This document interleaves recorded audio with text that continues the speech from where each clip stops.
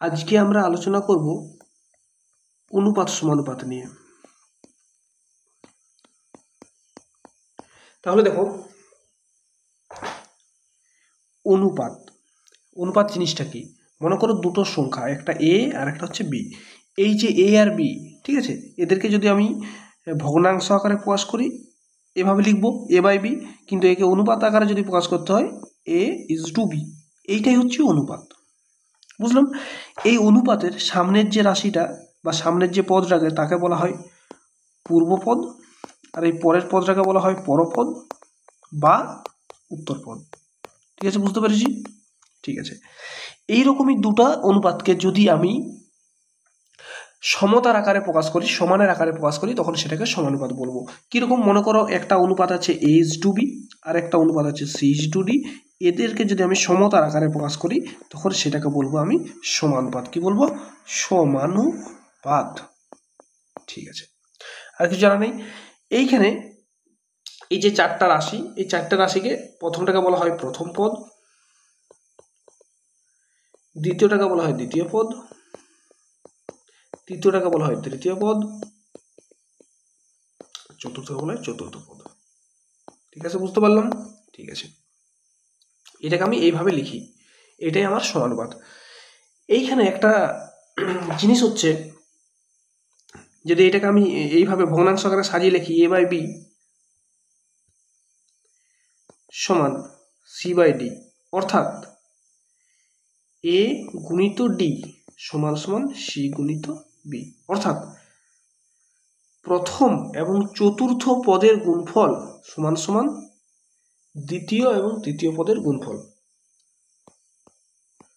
প্রথম গুণিত চতুর্থ সমান সমান তৃতীয় গুণিত দ্বিতীয়। এই জিনিসটা তুমি যদি মনে রাখো, এই লাইনটাকে, তাহলে তুমি সমস্ত সমস্যার সমাধান করতে পারবে। এইখান থেকে আমি সমস্ত সমস্যা সমাধান করব। আরেকটা জিনিস আমাকে জানতে হবে, সেটা হচ্ছে ক্রমিক সমানুপাত।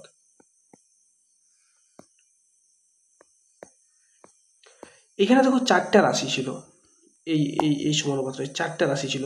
ক্রমিক সমানুপাতের ক্ষেত্রে চারটা রাশি থাকে না, তিনটা রাশি থাকে। এ ইজ টু বি সমানুপাত বি ইজ টু সি।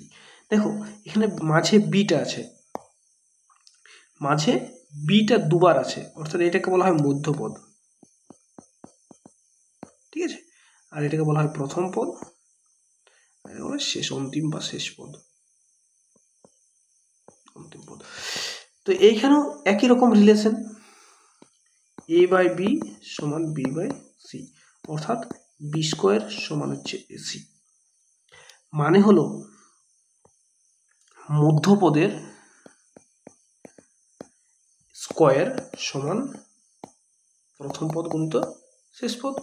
আবার আমাকে যদি বলে মধ্যপদটা কত, তখন আমি মধ্যপদ সমান রুটোভারক প্রথম গুণিত শেষ পদ করতে পারবো। অনেক সময় আমাকে ডাইরেক্ট জিজ্ঞেস করবে প্রথম পদটা সমান কত, তাহলে আমাকে যদি বলে প্রথম পদটা কত, তখন আমি কত বলবো? তাহলে প্রথম পদ সমান এই যে মধ্য পদ তার স্কোয়ার বাই শেষ পদ।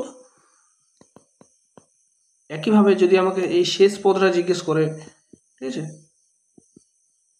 শেষ পদটা জিজ্ঞেস করে, তখনও মধ্যপদরা স্কোয়ার আর বাই প্রথম পদরা। ঠিক আছে, এভাবে করব। তো আমাদের যে প্রশ্নগুলো আছে সেগুলো একটু সমাধান করি। দেখো এই জিনিসগুলো ক্লিয়ার হয়ে যাবে, এগুলো সিম্পল জানার জন্য, অত বেশি গুরুত্বপূর্ণ কিছু না। আমার এখানে যে প্রশ্নগুলো আছে, প্রশ্নগুলো আশা করি সবাই দেখতে পাচ্ছ, প্রশ্নগুলো সমাধান করলেই আমাদের ব্যাপারটা ক্লিয়ার হয়ে যাবে। দেখো প্রথম প্রশ্ন আছে 1 নাম্বার, আমি একটা একটা করে দাগ দেবো আর করবো সবাইকার বোঝার সুবিধার্থে। 1 নাম্বার অঙ্কটা আছে 5, ইংরেজিতে লিখতে হবে, 5, 15, 45। এইখানে একটা পদ থাকার কথা ছিল, চতুর্থ পদ যেটাকে বলে, সেটা আমাকে বার করতে হবে।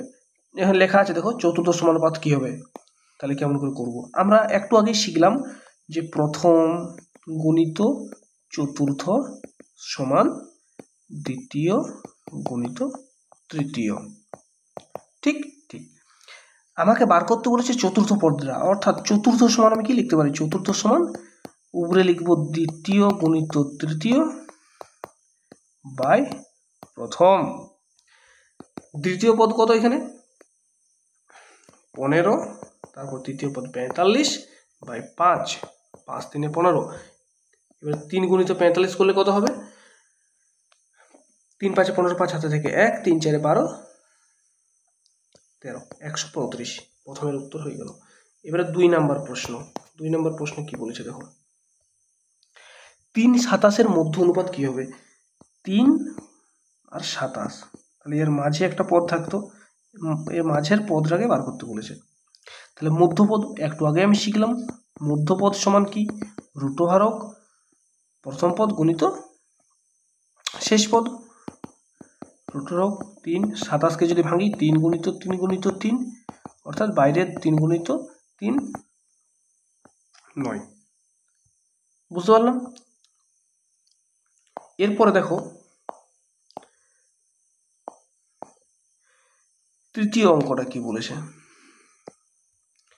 তৃতীয় অঙ্কটা বলেছে 6 12 এর প্রথম সমানুপাত খুঁজে বার করো। খুঁজে বার করি। 6 আছে 3 অঙ্কটা আর 12 এর প্রথম সমানুপাত, তাহলে প্রথম পদের সূত্রটা কি বললাম মধ্যপদ তার স্কয়ার বাই শেষ পদ। তাহলে মধ্যপদ নিশ্চয় 6টা আর এটা শেষ পদ, তাহলে 6 স্কয়ার বাই 12। 6 স্কয়ার মানে কি 36 বাই 12, 3 বেরিয়ে গেল। 4 নাম্বারটা খুব সোজা প্রশ্ন, এগুলো হচ্ছে একদম বেসিক। a/b সমান দিয়ে আছে 3:5, b/c দেওয়া আছে 2:3। আমাকে বার করতে বলেছে a/b/c এর মান কত, আমাকে এইটাই বার করতে বলেছে। দেখো একটু 4এরটা, তাহলে আমাকে এটা করব কি করে দেখো, a/b মানে a হচ্ছে 3, b হচ্ছে 5, b/c মানে b হচ্ছে 2, c হচ্ছে 3। ওকে, আমি এইটার মানটা এখানে বস করাবো, a আর b মানে a হচ্ছে 3, b হচ্ছে 5। তাহলে দেখো এখানে একটা ঘর ফাঁকা রয়ে গেল, c এর মান তো আমি জানি না। তাহলে তুমি মনে রাখবে যে যে থাকে তার পাশে সেই বসে, তাহলে এই ঘরটায় 5 বসবে কারণ এর পাশে 5 আছে না, ঠিক। তারপর b/c সমান 2:3 আছে, তাহলে এখানে 2 বস করালাম, ওর মানটা বস করে দিলাম, তাহলে এই ঘরটা ফাঁকা রয়ে যাচ্ছে, তাহলে ওকেই বস করাবো। তাহলে 2 3 6, এরপর গুণ করবো, এদের মধ্যে গুণ 5 2 10, 5 3 15, উত্তর চলে আসলো। এইটাকে আরেকটা পদ্ধতি অ্যাপ্লাই করে করা যায়, সেটা দেখো কিরকম। a/b/c এর মানটা বার করতে হবে। দেখো প্রথমে এই দুজনকে ধরো, 3 2 6, তারপর কোনাকুনি ধরো 5 2 10, তারপর উপর নিচে ধরো 5 3 15। দেখো ডাইরেক্ট চলে আসলো। বুঝতে পারলে না তো? দেখো তারপরেরটা করো, 5এরটা করো, দেখো বুঝতে পারবে। 5এরটা কি বলেছে দেখো, এদিকে তাকাও অঙ্কটার দিকে, আমি একটু বড় করে দিচ্ছি। a/b সমান 3:4, b/c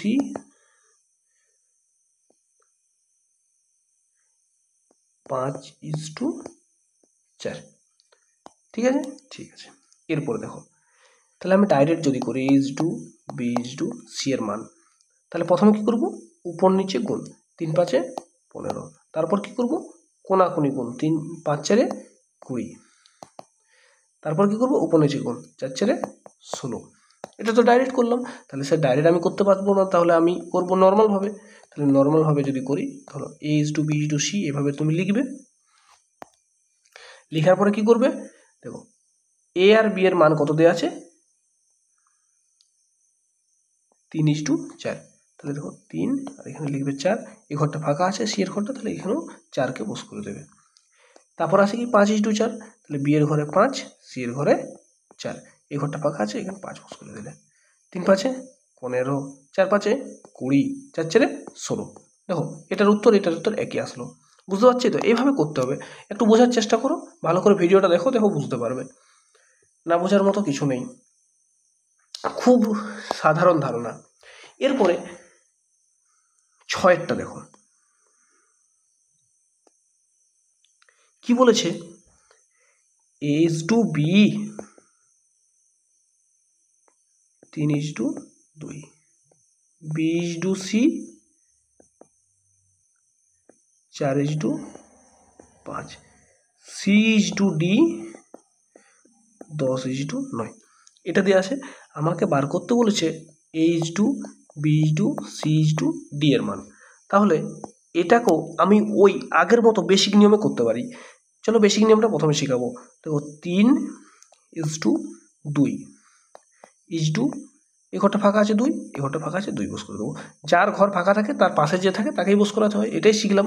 এরপর দেখো B:2C এর মান 4:5, তাহলে এখানে 4, এখানে 5, এই ঘরটা ফাঁকা আছে 5 বস করাবো, এই ঘরটা ফাঁকা আছে 4কে বস করাবো। তারপরে 10:9 আছে C:2D, এই ঘরটা ফাঁকা 10, এই ঘরটা ফাঁকা 10। এরপরে কি গুণ, 5 দুগুণে 10, 10 9 90, 5 দুগুণে 10, 10 দশম 100, 4 দুগুণে 8, 8 10 80, 3 4 12, 12 120। এরপরে তোমার একটা কাজ হবে, কি কাজ বলো দেখি? তোমার কাজ হবে কাটাকুটি করা। কারণ দেখো এদের সবাইকে কাটা কাটা যায়। দেখো আমি শূন্যগুলো কেটে দিলাম, 12, 8, 10, 9, একে আর কাটাকুটি যায় না। তাহলে স্যার এর কি আর শর্টকাট নেই? অবশ্যই শর্টকাট আছে। কেন শর্টকাট নেই? সব কিছু শর্টকাট আমার কাছে আছে। চলো একটু বোঝার চেষ্টা করো, যদি বুঝতে পারো। মাথার বুদ্ধিটাকে বার করো, জমিয়ে রেখে কোনো কাজ হবে? দেখো প্রথমে করব এই 3 জনের গুণ। 3 4 12, 12 10 120। এরপরে দ্বিতীয়টা হচ্ছে 4 10 40, 40 দুগুণে 80। কেমনভাবে করছি ছবিটার দিকে তাকাও।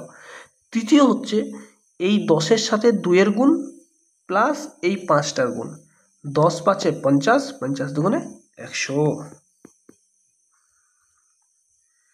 তারপরে চতুর্থ হচ্ছে এই 3 জনের গুণ, 5 দুগুণে 10, 90।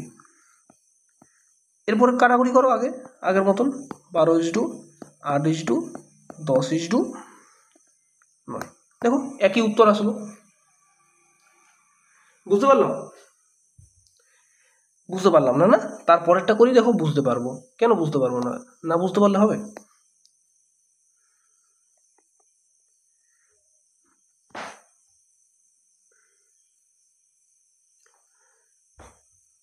সাতেরটা না? ঠিক কি বলেছে দেখো, একটু ভালো করে টুকো। খাতায় এগুলো সব টুকবে, ঠিক আছে? খাতায় টুকে টুকে যখনই করবে তখনই মাথায় চলে আসবে। দেখো অঙ্ক তো কেউ একদিনে শিখে নেই, শিখতে সময় লাগে।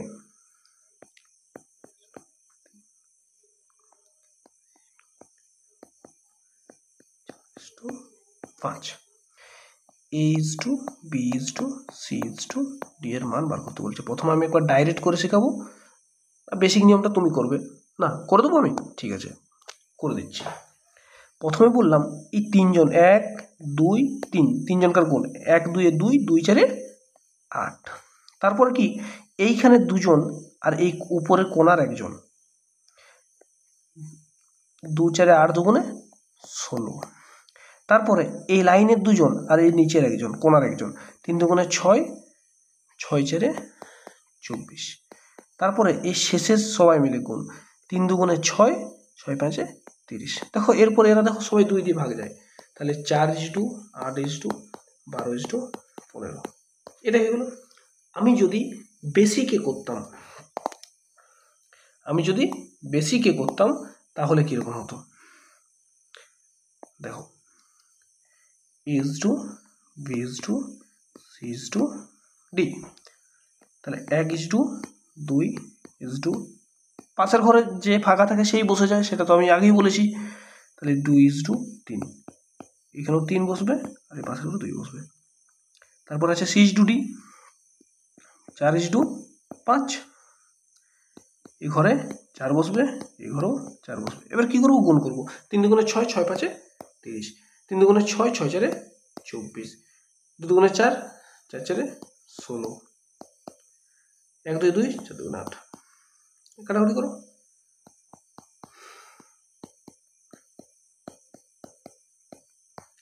এই কাটাকুটিটা বুঝতে পারছো তো? সবগুলোকেই 2 দিয়ে কাটিয়েছে, ঠিক আছে, এখানে তার অনুপাত সমানের ক্ষেত্রে কাটাকুটিটা দেখাতে হয় না, জাস্ট কাটাকুটি মনে মনে করে উত্তরটা লিখে দেওয়া। বুঝতে পারছি? অবশ্যই বুঝতে পারছি, সব বুদ্ধিমান স্টুডেন্ট আবার। এর পরেরটা 7 হয়ে গেল নাকি? 8, 8-এ কি বলছে ভালো করে দেখো। A/B সমান 7:9 আর B/C সমান 5:7। তাহলে আমাকে বার করতে বলছে A আর C এর মান। তাহলে আমি এটা সম্পূর্ণটা করতে পারি আর নাইও পারি। যদি আমি সম্পূর্ণটা করি তাহলে সেই A/B/C এখানে মানটা বার করবো সম্পূর্ণটা। 7:9 ফাঁকা ঘর আছে, তাহলে 9কে বস করে দিলাম। 5:7, 5-এর ঘরের 5টা ফাঁকা, 5-7 35, 5-9 45, 7-9 63, এরকম হবে। কিন্তু যদি আমি ডাইরেক্ট করতাম, আমি তোমাকে প্রথমে শিখিয়েছিলাম যে এ হচ্ছে এই দুজনকার গুণফল, 5-7 35, বি হচ্ছে এই কোনাকুনি গুণ, কিন্তু এখানে বি দেখো, এখানে বি তো নাই, তাহলে আর শেষ হচ্ছে 7-9 63। এটা কিন্তু এটা হবে না। এরপর দেখো 35 আর 63, এদের দুজনকে দেখো 7 দিয়ে কাটে, 7-5 35, 7-9 63। তাহলে আমার উত্তর হলো 5:9। এখানেও যদি আমাকে করতে হতো এ আর বি কে ধরতাম, তারপরে 5:9 উত্তর আসতো এখানেও, তাই না? এখানে তো আমি মাঝের পদটা ক্ষেত্রে নিতাম না, বি এর কথা এখানে বলা নেই, আমার উত্তর এ আর সি এর চেয়েছে। বুঝতে পারলাম? এভাবেই হয়।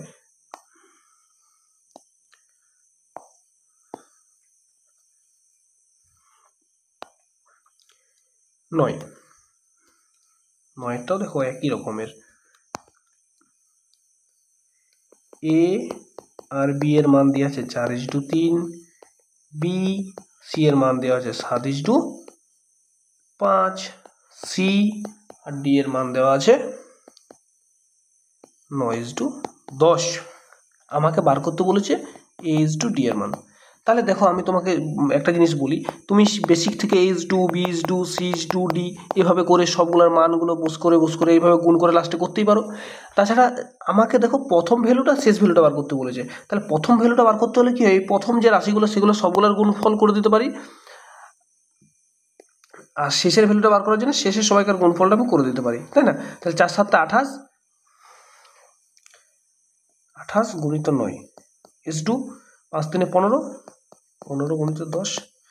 এরপর আমি যদি একটু কাটাকুটি করার চেষ্টা করি, দেখো এটাকে 2 দিয়ে কাটো, 2-5 10 আর 2-14 28, আর কি কাটছে? 3-5 15, 3-3 9, আর কাটছে না। তাহলে 3-14 42, H2 5-5 25।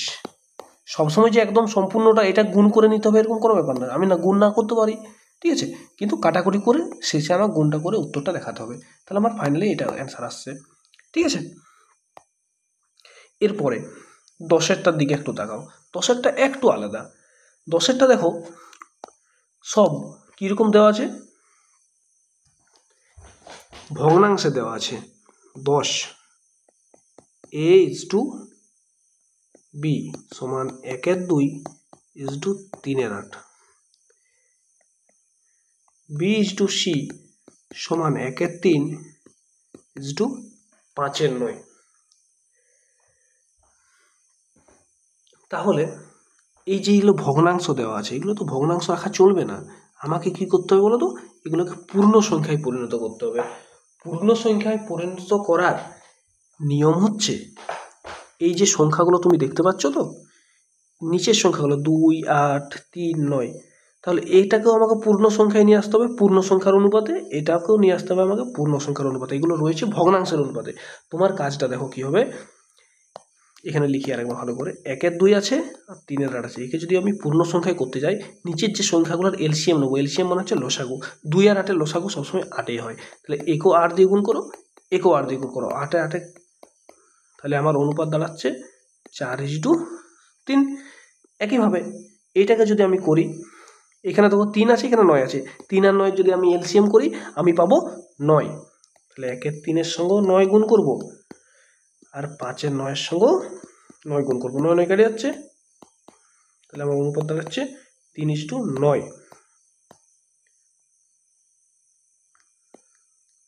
তারপরে আমাকে ফাইনালি বার করতে কি বলেছে, ABC এর মান, A:B:C এর মান আমাকে ফাইনালি বার করতে বলেছে। তাহলে A আর B এর মান কত পাইছি, 4:3, 4:3:3। বেসিক যেভাবে করছিলাম বেসিক করতে পারো, শর্টে করতে পারো। 3:9, 3, 3 3 9, 3 9 27, 7 7 12। দেখো প্রত্যেকে 3 দিয়ে কাটবে, 3 4 12, 3 3 9, 3 9 27। তাহলে ফাইনালি এটাই অ্যান্সার আসছে আমার, 4:3:9।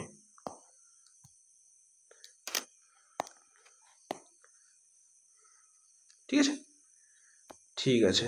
এর পরেরটা দেখো, কতটা, 11টা। ঠিক আছে, কি বলেছে 11টা দেখো, 3/2 A সমান 4/3 B সমান, এটা বলেছে। ঠিক আছে, তাহলে এইটাকে আমাকে কি করতে হবে বলো তো, পূর্ণ সংখ্যায় নিয়ে আসতে হবে, তাই না?